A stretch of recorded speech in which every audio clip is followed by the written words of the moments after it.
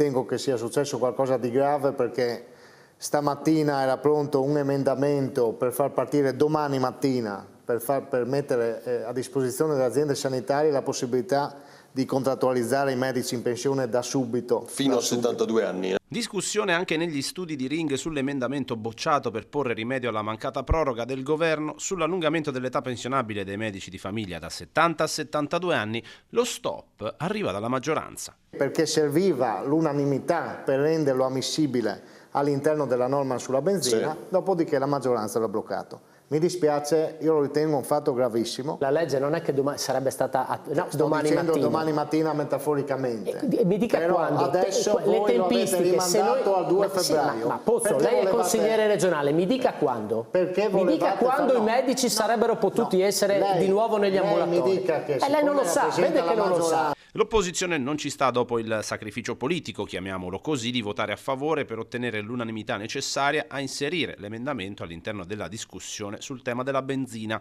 La motivazione tecnica insospettisce il centrosinistra, che vede l'ennesima disputa tra Fratelli d'Italia e Forza Italia, come già successo sul piano oncologico, le pompe di benzina made in FVG e anche il caso Preone. Riccardi oggi in in risposta a Moretuzzo ha detto: il ministro Ciriani gioca nel campionato di Serie A, io gioco nel campionato di Serie B, e credo che questa sia la risposta, caro Pozzo. Una legge Pozzo, fino a metà febbraio, anche se avessimo approvato oggi i tempi di pubblicazione della legge, i medici fino a metà febbraio in ogni caso non sarebbero stati in consiglio. La discussione è rinviata al Consiglio del 2 febbraio, la sensazione è che ci siano più scontenti che altro. Che non è che dobbiamo ringraziare il nazionale che ci risolve il problema, perché lo ha creato il nazionale. E voi non avete detto una parola sull'apertura che il governo oggi ha detto farà per tutte le regioni d'Italia e non solo per il Friuli Venezia Giulia. Per tutte le regioni d'Italia e non solo per il Friuli Venezia Giulia.